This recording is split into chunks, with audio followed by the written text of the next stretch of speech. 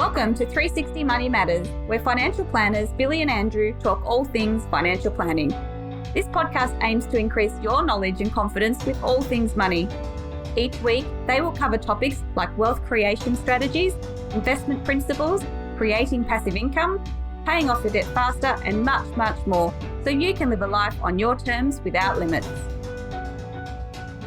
Hello and welcome back to another episode of the 360 Money Matters podcast. I'm Billy, joined by my co-host Andrew. Bills, back again for another podcast. Mate, back again, always back again, recording another podcast. Consistency. In our recording studio / boardroom. What are you talking about? We're professional podcasters. We've got a recording studio.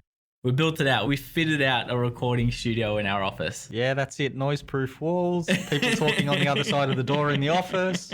That's it. No, we've got the microphones, we've got the recording equipment. It's a professional setup. So exactly. Yeah, that's it. So Andrew, what are we talking to our listeners about today? Yeah, so today's episode is all about time, which doesn't sound like it is anything to do with financial planning, but it is probably the biggest contributing factor to wealth creation. So what we're actually talking about is really getting started early on an investment journey. Some of the benefits associated with that, some of the tips and things that you can do to get started early. But yeah, today's episode is all about time in the market. Okay, so that's about the end of the podcast, right? Because that's the secret ingredient. So you start early. And I'm going to take the opportunity because obviously we love this man. And I think need to fact check this, but I'm going to go with it for now. But it was Warren Buffett, right? Because this is going to be the crux of what we're talking about, but said that the eighth wonder of the world is compounding interest, right? So was it Warren Buffett? I'm pretty sure it was. Anyway, let's go. I don't know. Let's go with that one. Nobody typed that into Wikipedia. We'll go with that. But essentially, we are talking about the power of compounding interest when it comes to investment markets. And the longer you are invested, the greater the compounding effect. Actually, I'm just giving away the whole podcast. Billy's looking at me because I'm laughing because I got a joke ready to go. But I think before we get back on track, I'm going to take us off track. I've got a new drinking game, and anytime that Billy mentions Warren Buffett on a podcast, you take a drink. I reckon you would be absolutely hammered by the end of one podcast. I just took a sip of my coffee, so there you go. So yes, now that I've taken us well and truly off track, back on track, we digress. So look, today's episode is really all about getting started early, the power of compound interest, how you can do it, some of the things that you can take away from it, and ultimately start to put together and action upon yourself. But really, when it comes to our experience, a lot of the times, the amount of time that people come to us and think, I need to have a huge amount of money. I need to have millions of dollars before I see a financial advisor. That's what I need to do in order to be able to justify any form of wealth creation strategy, which is just completely false. Not the case, not what you should be doing. All too often it's people come in, they've built a huge amount of savings, they've built a good surplus, it's taken them years to build that up over time, they've employed the right cash flow strategies, it's fantastic. And then all of a sudden, they need to start investing. They've never done it before. It's taken so long to build up such a huge amount of savings. And there's this huge amount of fear that, hold on, I've taken years to save this amount of money. What happens if I lose it? I don't want to spend it. I don't want it to go to waste. I don't want all that time, all that effort to go to nothing. And mentally, aside from obviously the financial impact of not investing over time, missing out on compound interest, all of that stuff, but just mentally being able to put that into the market is another thing altogether. Yeah, and you've really touched on it there. I think this is scalable when you think about it. So a shift in thinking needs to change because you're absolutely right. We definitely see people coming to us thinking that they need large amounts of money to do it. And look, to engage a financial advisor just with the cost of the advice and obviously the amount of effort and hours and expertise that we put into it, yes, there is a consideration around that.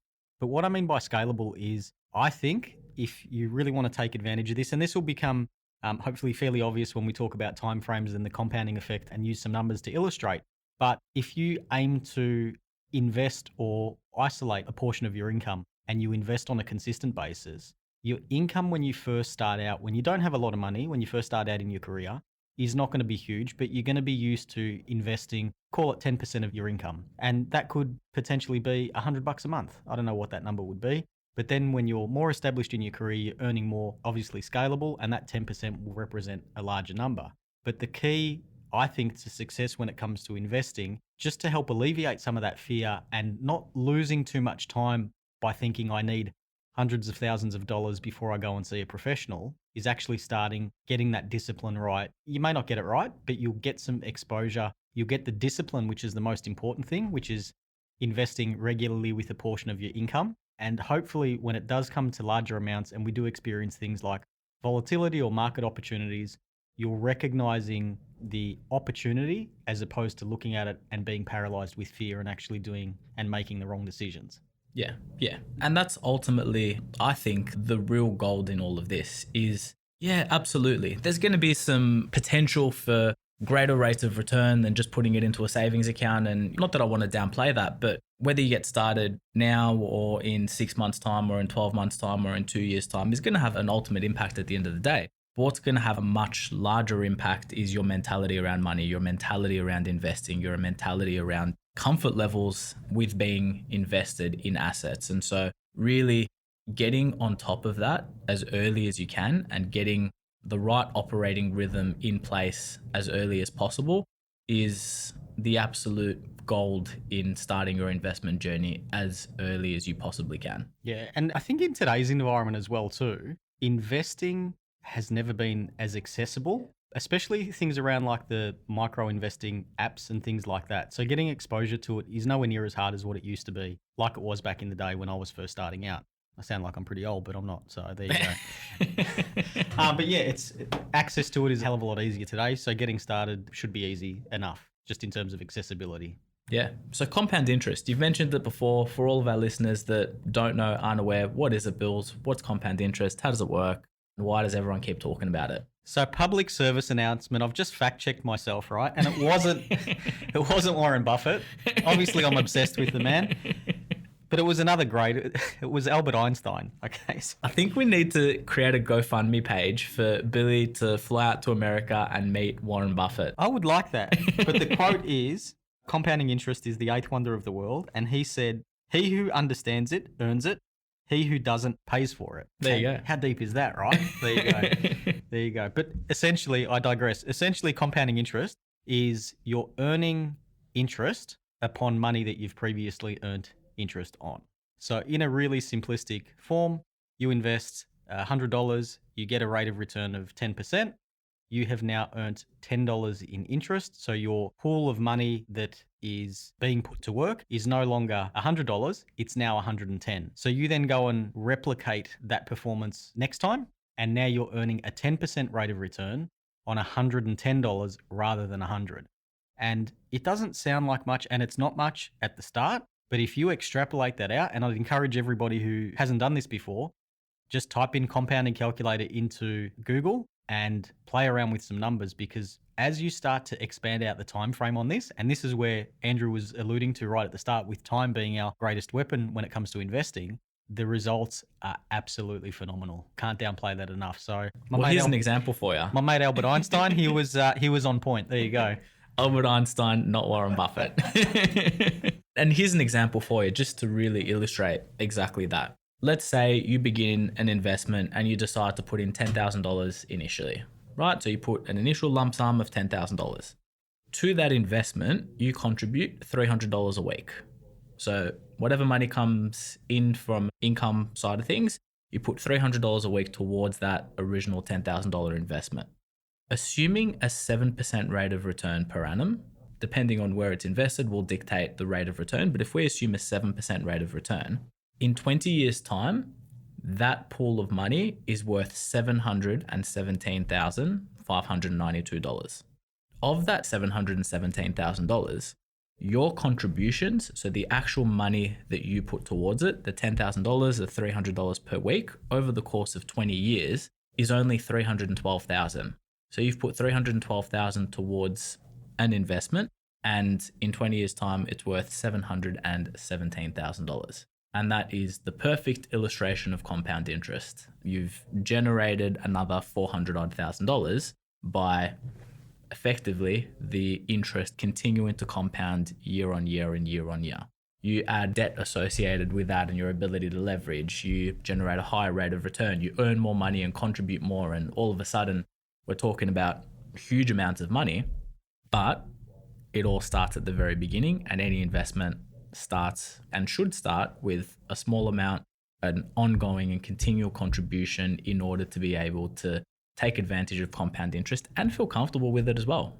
Trying to wait until your balance is $100,000 before you start to put it into something like this, and then having the comfort levels of putting that all into investment markets is another thing altogether. So start small, build it over time, and use the benefits of compound interest in your favor.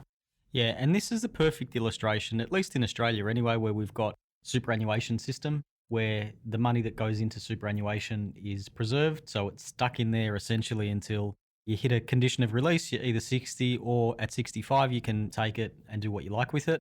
But if you're starting out, start a job in your mid-20s, go to 65, you're talking about a 40-year compounding time frame with your super guarantee contribution going in, which is replicating what Andrew was describing with the weekly investment. That time frame's 40 years. So you start to play around with those numbers, and we're starting to talk really significant balances, 40-year time frame. So yeah, the numbers, I wish we were using or recording this so we could illustrate some stuff, but yeah, as you start to plug in a longer time frame, the numbers on this are phenomenal. So that's a perfect example. You contribute $300,000 and you end up with $700,000. It's great. Yeah. And this is assuming that someone started in their mid-20s and they finish in their mid-40s. I mean, in all reality, most people are working for longer. You're not working for only a 20-year horizon. So you extrapolate the years out, you extrapolate increased earning capacity and increased ability to invest, and all of a sudden you're talking about far more significant numbers. When I couldn't tell you how many clients come to see us in their 40s. And if you've already started this and you've already gotten to a position where you're well on your way in terms of your retirement objectives, investment goals, at a time where people are in some instances just starting to receive advice, you're light years ahead. Yeah. Looking at these numbers again, Andrew, just puts a smile to my face because this is what we do day in, day out. And one of the other things, and not wanting to simplify this process too much, but we tend to cast forward a really long period of time. And for us, a lot of the time we are having discussions around financial independence being superannuation. I mean, I say that lightly because retirement is different for everybody, but we pick a particular income number that a client will need or desire in retirement. And then we work backwards and reverse engineer these numbers, figure out how much time we've got, try and work within the constraints of a client's budget, and then figure out, okay, how much can they contribute upfront and on an ongoing basis. And hopefully with the modeling that we do, we get to the desired result over that period of time. But we've assumed in the calculation that Andrew did before, we assumed a rate of return of 7%. So Andrew, maybe we should talk a little bit about what that looks like. How do we get 7%? What do we invest in? Why did you use 7% as your rate of return? What does that look like? Yeah, I mean, look, 7%, if you're looking at a balanced superannuation fund that's invested in a combination of different assets, that's on a 70-30 growth profile, you'd probably expect somewhere in and around that region in terms of a long-term rate of return. Granted, a lot of investments have performed significantly higher, some investments have performed significantly lower. So making sure that you're generating that 7% rate of return or thereabouts is another skill altogether. When we're talking about investments, what people can invest in, the way that they can structure things, there's a million different ways that you can do it. As Billy said at the start, there's no shortage of investment opportunities in the market. There's no shortage of access to investments. You can invest in managed funds and ETFs, great examples of being able to invest a small amount of money with relative simplicity and have exposure to a large amount of assets. So what a managed fund and an ETF really is a pool of money. A professional manager manages that money, and they're investing within certain constraints. So you look at a fund manager that's investing solely in Australian shares, another fund manager that's investing solely in international shares, one that's doing property or infrastructure. You can have exposure to really a limitless amount of assets through an investment like this, but ultimately only have to contribute a small amount of money as opposed to buying one share in each company, being able to diversify that far and wide. Yeah, and I guess if we're looking at trying to bring this full circle and think about how it's relevant to sort of the compounding conversation, but if we're talking about finding a income amount or a capital amount in the future and then reverse engineering it and working backwards, we want to take as little as risk as possible to achieve that rate of return.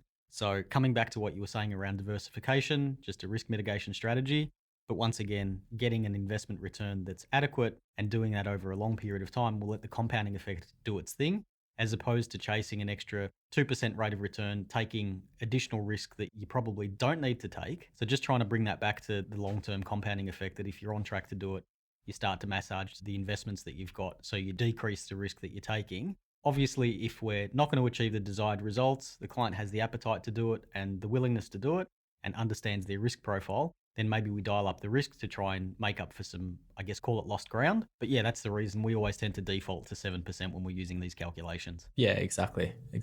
And you want to do this as simply as possible. You don't want to take on a huge amount of risk, as Billy said. And so, not that I want to dissuade people or tell people where to invest or where to put their money, but really what we're looking at is things that have been around for a long period of time that will be around for a long period of time. So chasing trends, chasing fads, chasing investments that take on a huge amount of risk for a huge amount of return as well, but trying to chase the really exorbitant risks is ultimately not what this is designed for. This is designed for long-term wealth creation, kind of a set and forget strategy, as opposed to watching it every day and trying to buy and sell and make small amounts of money over and extrapolating that over a long period of time. Just something I've come across during the week is potentially using an investment vehicle as a means to save a deposit for a property. Yep. I've got some initial thoughts around what this tends to look like. Andrew, what do you think? Looking at an investment like this, would that work as a vehicle to save up for a property, or what's your take on it?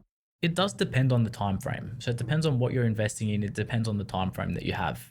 Personally, and this is really opinion other than matter of fact, but I don't like it when the time frame is too short. The amount of times that I've seen clients that do have a decent deposit for a property, they want to put some additional money in and they're expecting to purchase a property in 12 months' time. I mean, where's the market going to be in 12 months' time? Do you want to jeopardize your deposit and jeopardize being able to purchase a property because investment market's turned and we're not in a bull market and we're in a bear market? As long as you've got the time frame to do it, if you're talking about having a 3 or 5 year time frame of saving up for a property and you have the ability to invest and get used to investments, see market cycles, and at the same time you're also facilitating purchasing a larger scale asset, fantastic. But if you're doing it to make it a quick, short win and you want to get that little bit of extra deposit, is it worthwhile? I don't know. So ultimately it depends on the circumstances in my mind.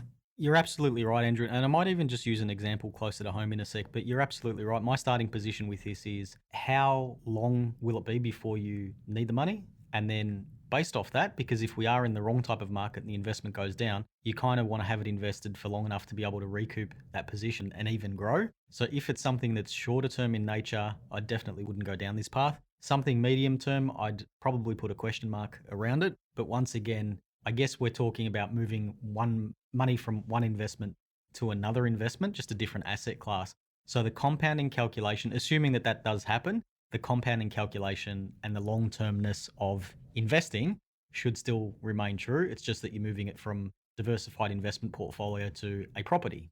So that still rings true, but I'll give you an example in our case. So my son, he's in grade 6 at the moment, so year 7, school fees next year, fairly significant jump from where we are this year. We'd been contributing to an investment for a period of 10 years leading up to this stage, and I got to the start of this year and kind of said, okay, we looked at it and we had what we thought was enough money to do what it was intended to do. And we said, okay, we're going to take it out of that investment, and essentially it's just sitting in our offset account at the moment, so it is offsetting our mortgage rate. But we came to the realization that even though we started 10 years ago, the goal now is short term because, well, what are we in July? I'm probably going to have to make the first payment for next year in September or October. Yes, we've done what we needed to do. We don't want to assume any market risk anymore, because the upside versus the downside, like, yeah, sure, maybe I get another 5% rate of return on my money, but if the market turns and it goes down 10 or 15%, it's really going to hurt. So we made the consideration that we'll take it out. Fortunately, or unfortunately for us, we put it in our offset account, so we are getting the benefit of the effective rate of our mortgage as a rate of return. But that's the example and the illustration that we've got. So that's how I tend to view it from that perspective. Yeah, perfect. And look, one of the things that we've also seen, I was actually talking to a client about earlier this week, is getting and putting money towards a long-term investment for for a future point in time, their thought process and their rationale around it was, what we want to do is not be able to just gift our children money when we see fit, but be able to gift our children an investment so that once they receive the money, what they're actually receiving is an investment. What they're receiving is something that they can begin to build upon and something that they can utilize for their investment journey and start to learn about what are shares, what are managed funds, how does all of this work, and use that as a method of education rather than just purely being a financial asset and gifting them an amount of money at the end of it. So I thought that was a really interesting take and another way to look at what we're doing as being passed on to the next generation as well. No, well said, Andrew. Absolutely. And I think there's probably two really critical factors, if I think about this, that will dictate success when it comes to this. Andrew, what are you thinking? I think probably the first thing, start as soon as you possibly can. Regardless of the amount, start as soon as you can. I think that's probably the one from my end. Yeah, can't remember where it was from. It was definitely from something and someone said it beforehand. So it's definitely not my own and it's not Warren Buffett, I don't think either. Just throw Warren Buffett in there, Andrew. It's easy. And don't fact check it. When was the best time to start investing? Yesterday. When's the second best time to start investing? Today. There you go. So start as soon as you can. Start as soon as you can. It's really tempting. It's really easy. Not easy, but it's easy to fall into the trap of waiting for market cycles. I'm waiting for the market to downturn. I'm waiting for X, Y, Z, whatever. But just take the thought process out of it. Do it as soon as you possibly can. Start with conservative amounts of money. And the next point, which I'm sure you'll touch on, is, I think, sticking to it. Yeah. So two really critical things. Start with what you can when you can, as early as possible, and then stick to it. And really, just to add a little bit more into that, turn down the noise. Don't wait for the right markets. Don't wait for this. Don't wait for that, because it's the discipline that you're trying to get first and foremost. Then it's the knowledge. And then as time progresses, the compounding effect will do its thing and take over and work its magic, essentially. Yeah. But they're really it. That's the two critical factors to success. And then there's obviously a lot more to it. Where are you investing the money? Is it diversified? Are you managing your risk? What does all of that look like? But trying to keep it really simplistic, that's my top two takeaways with all of this. Get started as soon as you can and then just stick to it. Yeah, absolutely right. Take advantage of compounding. Take advantage of what markets or what is the greatest thing that's available to all investors, and that's time. The longer you give yourself, the more of a time frame you have, the less you need to chase in terms of returns, and the easier it's going to be to meet your financial goals. Andrew, well said. Well summarized, my man. Well done. Thank you very much for another podcast, Bills. Always a pleasure to jump on. Thanks again to all of the listeners. Details once again in the show notes, and we look forward to catching you on the next one. Thank you, guys. We'll see you then. Thanks for listening today. If you have any questions on what we talked about or would like to have a chat about your money journey, visit us at 360fs.com.au. Just a reminder to our listeners that the information contained in this podcast is general in nature and it is not intended as personal recommendations for the audience. Please consider whether the information suits your circumstances before acting on it. This information is provided by Billy Amaritis and Andrew Nicolaou of 360 Financial Strategists Proprietary Limited, authorised representatives and credit representatives of AMP Financial Planning.